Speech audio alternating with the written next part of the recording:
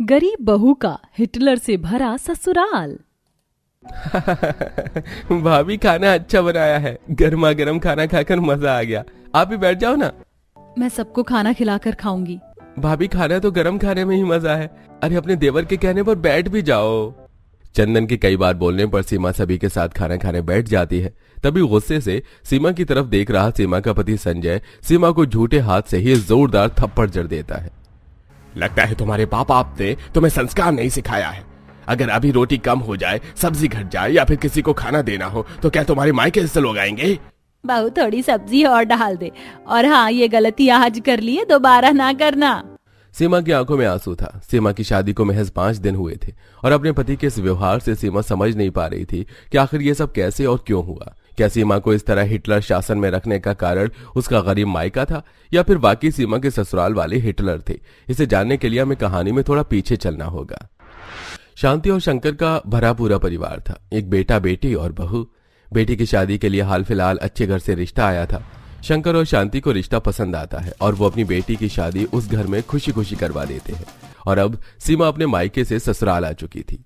देवरानी जी, अब से ये घर आपका। आपको किसी चीज की दिक्कत परेशानी हो तो मुझे बताना। हाँ बहू, अब से यही घर तेरा है। अपने मायके की तू बस मेहमान रह गई है। शादी के लगभग 2 से 3 दिन तक सीमा को किसी चीज का एहसास नहीं होता। सब अच्छा चल रहा था। एक रोज सुबह के 4 बजे संजय सीमा को उठाकर कहता है, अभी तक तुम उठी नहीं? अभी तो समय ही क्या हुआ है, अंधेरा ही है चारों तरफ। उठती हो या पानी डालकर उठाऊं? इस घर का नियम है, घर की बहुएं 4 बजे उठती हैं। भाभी भी उठ चुकी होंगी। इतना कहकर संजय सीमा का चादर खींच लेता है और सो जाता है। सीमा नींद में चारों तरफ देखकर हैरान थी। तभी उसे किचन से बर्तन की आवाज आती है और सीमा किचन में जाती है। अरे देवरानी जी, आज आपकी नींद कैसे खुल गई? मुझे तो लगा आपको 10 बजे उठने की आदत है। लेकिन इतनी सुबह उठकर करना क्या है? घर का काम और क्या? बोल तो ऐसे रही हो जैसे किसी राजा महाराजा के घर की बेटी हो। सीमा को अपनी जेठानी की कड़वी बातें अजीब लगती हैं। अब कुछ देर बाद सीमा अपनी सास के लिए चाय बनाकर लेकर जाती है। क्या बात है बहू, लगता है बड़ी बहू ने तुझे बता दिया मुझे उठते ही चाय चाहिए। अब ललिता जैसे ही चाय का एक घूंट पीती है, चाय का कप गुस्से में दूर फेंक देती है। क्या हुआ माँ जी, आपने कप क्यों फेंक दिया? तुझे याद नहीं है, जब मैं तुझे देखने गई थी तो तुझे बताया था ना मुझे डायबिटीज है। फिर तूने मुझे इतनी मीठी चाय बनाकर क्यों दी? कहीं तेरा मकसद मुझे मारने का तो नहीं? ललिता की आवाज सुनकर घर के सभी लोग वहाँ आ जाते हैं। भाभी, आपने माँ को मीठी चाय दी? लगता है आपको इज्जत रास नहीं आ रही। अच्छा होगा जल्दी घर के तौर तरीके सीख लो, वरना कहीं ऐसा ना हो कि मैं तुम्हें अपने तरीके से सिखाऊं। सीमा किचन में जाकर अब दूसरी चाय बनाने लगती है और उसकी आंखों में आंसू थे। जेठानी ये सब देखकर मुस्कुरा रही होती है। दीदी आप हंस रही हैं। आप तो मुझे बता सकती थी ना कि माँ जी फीकी चाय पीती हैं। ये सब मैं झेल चुकी हूँ। इनके लिए कुछ भी कर दो, इन्हें अपनी हिटलरगिरी तो दिखानी ही है। अभी तो शुरुआत थी। अब हर दिन सीमा को छोटी छोटी बातों पर सुनाया जाने लगा। एक रोज डाइनिंग टेबल पर सभी खाना खा रहे होते हैं। तभी सीमा अपने ससुर को सब्जी देती है। अरे ये सब्जी है या तेल का कुआं? बहू तुम्हें पता नहीं मुझे बीपी है। अगर मैं सब्जी खाऊंगा तो बिना टिकट ऊपर पहुंच जाऊंगा। सभी टेबल पर खाना खा रहे होते हैं। तभी संजय अपनी पत्नी को आंख दिखाने लगता है। मुझे लगता है तुझे एक पेन कॉपी देकर मुझे हर रोज तुझे क्लास देनी होगी कि घर में ये होता है ये नहीं। ऐसे काम होगा? ऐसे नहीं। आखिर तू चाहती क्या है? बड़ी बहू से तुझे कुछ पूछना नहीं होता? मैं तो देवरानी जी को बताती रहती हूँ, लेकिन वो मेरी बात सुनती ही कहाँ है? भैया, अगर आपने भाभी को नहीं समझाया तो इस सर पर बैठ जाएंगी। आपको पता है इन्होंने मेरा 6000 का महंगा गाउन खराब कर दिया है, उसे हाथों से धोकर। और कल भाभी ने मेरे दोस्त को पानी भी नहीं पूछा। अब तो मैं किसी को घर भी नहीं ला सकता। संजय सबकी बातें सुनकर खाना खा रहे प्लेट को दूर फेंक देता है और वहां से चला जाता है। लातों के भूत बातों से नहीं मानते। सीमा को अब वाकई लगने लगा था कि उसका ससुराल हिटलर ससुराल है, जहां उसकी कोई नहीं सुनने वाला, कोई समझने वाला भी नहीं है। सीमा के साथ उसके ससुराल वाले बहुत बुरा बर्ताव करने लगे थे। एक रोज सीमा के मामा ससुर घर आते हैं। अरे बहुरिया दीदी कहाँ है और सब कैसे हैं घर में? पाए लागू मामा जी। किशन लाल को बैठाकर सीमा नाश्ता लाने चली जाती है। अब ललिता अपने भाई से काफी देर बात करती है और जब किशन लाल चला जाता है तो ललिता अपनी बहू को बुलाकर खूब सुनाती है। बहू, मेरे भाई के सामने तेरा घूंघट कहाँ था? और बीच में तू आकर मेरे भाई से बात तो ऐसे कर रही थी जैसे तेरे मायके का कोई आया हो। लगता है तू मान मर्यादा सम्मान इज्जत सब भूल रही है। मैं तो कहती हूँ माँ एक दो लगा दिया करो भाभी को। जैसा भैया ने कहा, लातों के भूत बातों से नहीं मानते। सीमा को जब उसकी सास नंद सुना रही होती है तब जेठानी को उसके पुराने दिन याद आ जाते हैं। सीमा को रोता हुआ देख जेठानी उसके कमरे में जाती है। सीमा, जो तू झेल रही है वो मैंने कई साल पहले झेला है। तुझे इनकी बातों को दिल पर लेने की कोई जरूरत नहीं है। तुझे इस घर में रहना है तो मजबूत होकर रहना होगा। दीदी, मुझसे ये सब सहा नहीं जा रहा है। मेरे मायके में मेरे मम्मी पापा भाभी भैया सब में बहुत प्यार है। मैंने ये सब कभी देखा ही नहीं। मैं समझती हूँ, मैंने भी नहीं देखा था। ऐसे ही समय बीत रहा था। एक रोज सभी खाना खा रहे होते हैं और सीमा खाना परोस रही होती है। तभी सीमा का देवर चंदन सीमा को कहता है, खाना खाकर तो मजा आ गया भाभी। लगता है माँ की डांट और भैया के मार ने आपको खाना बनाना सिखाई दिया। अरे आप भी बैठो हमारे साथ। नहीं नहीं, मैं सबको खिलाकर ही खाऊंगी। अरे बैठ भी जाओ भाभी, खाना तो गरम खाने में मजा है। सीमा चंदन के कई बार कहने पर खाना खाने बैठ जाती है। तभी संजय उसे गुस्से में देख रहा होता है और झूठे हाथों से एक जोरदार तमाचा जड़ देता है। यहाँ अभी रोटी चावल सब्जी कम हो गई तो वो कौन देगा? उठो यहाँ से, तुम सबके खाना खाने के बाद ही खाना खाओगी। थोड़ी सब्जी और डाल दे बहू, और थोड़ा अपनी हदों को मत भूल। सीमा एक बार फिर रो रो कर अपने कामों में लग जाती है और किसी से कुछ नहीं कहती। अब सीमा की शादी को महीना बीत चुके थे। एक रोज शांति की तबीयत खराब होती है और सीमा को उसके मायके से बुलावा आता है। माँ की तबीयत खराब है और घर गए काफी दिन हो गए हैं। तो क्या हुआ? हाँ, अगर तुम गई तो यहाँ का काम कौन करेगा? पिताजी की दवा, माँ का खाना, ये सब कौन देखेगा? मेरी शादी से पहले भी तो सब कुछ हो ही रहा था। 1 घंटे की बात है बस। संजय सीमा की इतनी सी बात सुनकर सीमा को एक थप्पड़ जड़ता है। अगर ज्यादा जिद की तो जिंदगी भर के लिए घर बैठा दूंगा।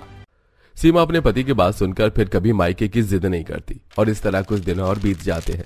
और एक रोज बरामदे में बैठी ललिता को किसी चीज की जलने की बू आती है और जब वो किचन में जाती है तो देखती है कि दूध उबल रहा है और सीमा झपकियां ले रही है। अरे करम जली, तुझे दिख नहीं रहा दूध जल रहा है और यहाँ तू झपकियां ले रही है? अपने बाप के घर में कभी देखा है इतना दूध, या कभी दूध की चाय पी है? माँ जी, ना जाने मेरी आँख कैसे लग गई है। अब से तूने दूध वाली चाय को हाथ भी लगाया तो हाथ तोड़ दूंगी तेरा। ललिता अब सीमा को खूब सुनाती है, लेकिन सीमा भी क्या करती, उसे तो ये सब झेलना ही था। अब एक रोज सीमा के माँ, पिता और भाई सीमा से मिलने घर आते हैं। ये क्या, सीमा की हालत क्या हो गई है? ये सब इन लोगों ने किया है? माँ, पिताजी, भैया, आइए ना। ये क्या हाल बना रखा है तूने अपना? और अब तक तू काम ही कर रही है और ये तेरा हाथ कैसे जला? सर पर चोट? सीमा अपनी माँ के प्यार भरी बातों से रोने लगती है। तू अभी के अभी हमारे साथ चल, हम तुझे यहाँ नहीं रहने देंगे। हम भले ही गरीब हैं, लेकिन तुझे सारी खुशियाँ देंगे। घर की बहू है तो काम नहीं करेगी और ये चोट तो इसके गिरने से लगी है। हाथ खाना बनाने में जलाया है, कुछ नहीं आता इसे। और अगर इसे ले जाना है तो शौक से ले जाओ। दीदी, क्या कर रही हो आप? अगर बहू यहाँ से गई तो लोग कहेंगे हमारे ही बच्चे में कोई कमी है, और ऐसी बहू कहाँ मिलेगी जो आपकी सुनती भी है और काम भी करती है। हाँ, हम अपनी बेटी को ले जा रहे हैं। अपने भाई की बात सुनकर ललिता को वाकई एहसास होता है कि उसके नाते रिश्तेदार आज पड़ोस वाली बातें बनाएंगे। इसलिए वो अपनी बहू और उसके परिवार को समझाती है और खुद भी समझती है और बहू को दोबारा इज्जत के साथ रखती है। आहा, आज तो कितनी खिली खिली करारी धूप निकली है। बस मेरे स्वादिष्ट अचार में धूप लग जाए। गंजी शकुंतला एक तरफ अपने खुले आंगन में बैठकर धूप में अचार सुखा रही होती है तो दूसरी तरफ भारती चमचमाती टकले पर पल्लू डाले झाड़ू लगा रही होती है। तभी सर्दी की ठंडी ठंडी हवा से उसका पल्लू सरक जाता है। तभी एक कबूतर दोनों सास बहू के गंजे सर पर पोटी करके चला जाता है। सत्यानाश हो इस करम जले कबूतर का, टकले पर शौच कर गया। छी छी छी, कितनी बदबू आ रही है। माँ जी, आपके साथ साथ कबूतर मेरे गंजे सर पर भी रंगारंग कार्यक्रम करके चला गया।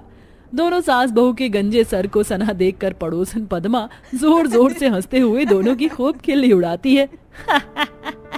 क्यों शकुंतला बहन, आज फिर से कबूतर तुम दोनों गंजी सास बहू के सर पर रायता फैला गया। लगता है कबूतरों को तुम दोनों गंजी सास बहू का चमचमाता टकला पसंद आ गया है। जहां पड़ोसने गंजी सास बहू से चुटकी ले रही थीं, तो वहीं दूसरी तरफ मोहल्ले की कुछ शैतान बच्चे टकली रूही को चिढ़ा रहे थे। गंजी पटेल तेरी खोपड़ी में तेल, गंजी पटेल तेरी खोपड़ी में तेल। मुझे गंजी गंजी मत बोलो वरना मैं तुम लोगों का सर फोड़ दूंगी। देख देख विराट ये गंजी रूही कैसे चिढ़ रही है, मुझे तो बड़ा मजा आ रहा है। गंजी गंजी गंजी गंजी रूही गंजी है, रूही गंजी है। गंजी पटेल तेरी खोपड़ी में तेल, गंजी पटेल तेरी खोपड़ी में तेल। गंजा गंजा कहकर चिढ़ाने पर रूही रोते रोते घर लौट आती है। रूही, क्या हुआ मेरी बेटी, किसी ने मारा तुझे, क्यों रो रही है? माँ सारे के सारे बच्चे मुझे गंजा गंजा बोल के चिढ़ा रहे। स्कूल में भी सब मेरा मजाक उड़ाते, मेरे बाल कब आएंगे माँ? मेरी वजह से आज पूरा का पूरा मोहल्ला, अड़ोसी पड़ोसी सब मेरे गंजे ससुराल वालों का मजाक उड़ा रहे। इन हालातों की जिम्मेदार मैं हूँ। आखिर क्यों अपने गंजे ससुराल वालों के मजाक उड़ने के लिए अंजलि खुद को जिम्मेदार मान रही है? और आखिर पूरा ससुराल गंजा कैसे हुआ? तो चलिए प्यारे दर्शकों, कहानी के पिछले भाग से पेश करते हैं। ये देखिए शकुंतला जी, इसकी जोड़ी गगन बेटे के साथ एक नंबर की लगेगी। देखिए एकदम दूध जितनी कोरी चिट्टी है। और नैन नक्श भी कितने सुंदर हैं। नहीं नहीं पंडित जी, ये लड़की भी कुछ खास नहीं जची। जरा इसके बाल देखिए कितनी परकटी है। और सासू माँ, जरा इस वाली लड़की के बाल तो देखिए, ऐसा लगता है जैसे चूहों ने ही कुतर डाले। वैसे भाभी, इस तस्वीर वाली लड़की को देखकर मुझे एक शायरी याद आ गई। अरे तो फिर सुना दो मेरी प्यारी रेशमा, हंसनुमा माहौल बन जाएगा। अर्ज किया है, ये जुल्फे हैं तुम्हारी या रेशम का जाल है, ये जुल्फे हैं तुम्हारी या रेशम का जाल है, खुश नसीब है वो चूहे जिन्होंने कुतरे तुम्हारे बाल हैं। रेशमा के शायरी पर सब के सब लंबे बालों वाले ससुराल वाले ठहाके मार कर हंसने लगते हैं। तभी उनके बीच में बैठे टकले पंडित जी खफा हो जाते हैं। क्षमा कीजिए शकुंतला जी, लेकिन आपके परिवार वालों में संस्कार नाम की चीज नहीं है। माना कि आपके घर में सबके बाल इतने लंबे घने कमर तक हैं, मगर इसका ये मतलब नहीं है कि आप कम बाल वाले और गंजे लोगों का मजाक उड़ाएं। मैं चलता हूँ, अब आप अपने बेटे के लिए खुद ही बहू ढूंढ लेना। चलो भला टली टकले पंडित जी, आप जाइए, अपने गगन के लिए लाखों में एक लंबे बालों वाली बहू चुनकर लाऊंगी। शकुंतला की बात सुनकर गगन की शक्ल पर 12 बज जाते हैं। बुद्ध विहार में रहने वाले अनिल प्रसाद और शकुंतला देवी के परिवार में बड़ों से लेकर बच्चों तक के बाल भी कमर तक लंबे घने काले रेशमी थे। इसलिए पूरे मोहल्ले में वो लंबे बालों वाले ससुराल के नाम से मशहूर थे। शकुंतला देवी को ऐसे ही लंबे बालों वाली बहू की तलाश थी। कितनी देर लगा दी आने में? क्या हुआ, ऐसे कद्दू की तरह मुंह क्यों लटका रखा है? तुमने अपनी मम्मी से मेरे बारे में बात की? अंजलि, वो मैं बात नहीं कर पाया। तुम्हें तो पता है मेरी फैमिली में मम्मी पापा बहन भाई भाभी, यहाँ तक कि मेरी छोटी सी भतीजी, उसके भी लंबे घुटनों तक घने बाल हैं। और तुम्हारे सिर पर तो 4 बाल हैं। माँ देखते ही मना कर देगी। गगन, तुम मेरा मजाक उड़ा रहे हो। साफ साफ क्यों नहीं कहते तुम्हें भी लंबे बालों वाली खूबसूरत लड़की चाहिए? अंजलि, ऐसा नहीं है, तुम जैसी भी हो मुझे पसंद हो, मगर माँ को लंबे बालों वाली बहू ही चाहिए। तभी अंजलि के दिमाग में कुछ चलता है। मेरे पास इसका तोड़ है। तुम्हारे परिवार को लंबे बाल ही चाहिए ना? हो जाएगा, डोंट वरी। अंजलि एक महंगे ब्यूटी पार्लर में जाती है और अपनी समस्या बताती है। देखो अंजलि, आपके बालों की ग्रोथ बहुत हल्की है और स्कैल्प की स्किन भी काफी वीक है। हम हेयर ट्रांसप्लांट भी नहीं कर सकते, ये रिस्की है, but I have a solution for you. ये देखो, ये लंबे बालों की विग है। इसे लगाने के बाद कोई नहीं कह सकता कि तुम्हारे लंबे बाल नहीं। अंजलि लंबे बालों की बिग लगाती है। तस्वीर देखते शकुंतला हामी भर देती है और चटमंगनी पटब्याह करके अंजलि अपने लंबे बालों वाले ससुराल आ जाती है। अंजलि के नकली बाल को देखते ही उसकी जेठानी भारती जल भुन के खाक हो जाती है। ये बाल हैं या रेशम का जाल? वारी जावा देवरानी जी, तुमने तो हमारे लंबे बाल वाले ससुराल की और भी ज्यादा शान ही बढ़ा दी। जी धन्यवाद। अब वैसे अंजलि भाभी, आप अपने बालों को हेल्दी रखने के लिए क्या यूज करती हैं? कुछ घरेलू देसी नुस्खे या फिर कोई खास तेल शैम्पू? ननद रेशमा के ये पूछने पर अंजलि अटकते हुए बोलती है, वो अंजलि गुड़हल शिकाकाई रीठा से बना जड़ी बूटी वाला शैम्पू लगाती है। देवर जी, आपको कैसे पता देवरानी जी कौन सा शैम्पू तेल लगाती हैं? वो भाभी अंजलि ने ही मुझे बताया था। दाल में कुछ तो काला है। मुझे इस देवरानी पर नजर बनाए रखनी होगी। पहले ही दिन से भारती अंजलि के बालों पर नजर रखती है, मगर अंजलि चौकन्ना रहती थी। उफ, बाल में कितनी खारिश हो रही है, शैम्पू कर लेती हूँ। आज तो दूध का दूध पानी का पानी हो जाएगा, फिर मैं इसका पर्दा फाश करूंगी। तभी अंजलि जेठानी को देख लेती है और खिड़की बंद कर देती है। आज तो बाल बाल बच गई, वरना मेरा भेद खुल जाता। अंजलि बिग उतार कर नहाने जाती है। जेठानी हाथ मलते रह जाती है। धत्तेरे की, आज भी बच गई है देवरानी। अब रेशमा ही मेरी मदद कर सकती है। भारती रेशमा के कमरे में जाती है, जहां वो अपने लंबे बालों को संवार रही थी। देखो तो कितने सिल्की सिल्की बाल है मेरे। मुझ जैसे हसीन लंबे बालों वाली लड़की इस पूरे गली मोहल्ले में कोई नहीं होगी। अरे ओ मेरी बुद्धू नंद, अगर तुम्हारा जुल्फे सवारना हो गया हो तो मेरी बात सुनो। भारती रेशमा के कान में कुछ बुदबुदाती है। रेशमा अपने लंबे बालों को झटकते हुए घमंड से बोलती है, ऐसा क्या भारती भाभी, अब देखो कैसे मैं अंजलि भाभी का कच्चा चिट्ठा खोलती हूँ। इसी तरह से 1-2 दिन बीत जाते हैं और रेशमा भारती कटोरी में तेल लेके आती है। पूरा परिवार हॉल में मौजूद था। अंजलि भाभी आइए, मैं आपके लंबे काले सुंदर बालों की चंपी कर देती हूँ, इससे बालों में और भी चमक आ जाएगी। नहीं नहीं रेशमा, रहने दो, वो मुझे बालों में चंपी करवाना पसंद नहीं है, बाल बहुत ही चिपचिपे हो जाते हैं। अरे देवरानी जी, ये कोई चमेली का तेल थोड़ी है जो आपके बाल चिपचिपे हो जाएंगे। करवा लीजिए चंपी, हमारे लंबे ससुराल में तो हर सप्ताह हम एक दूसरे की चंपी करते हैं। अरे छोटी बहू, रेशमा अच्छी चंपी करती है। देखो, हम मर्दों के भी सिर पर ये जो घने लंबे सलमान खान जैसी जुल्फें दिख रही हैं, वो बहू से ही हुई हैं। तभी रूही अंजलि के बालों को खींचने लगती है।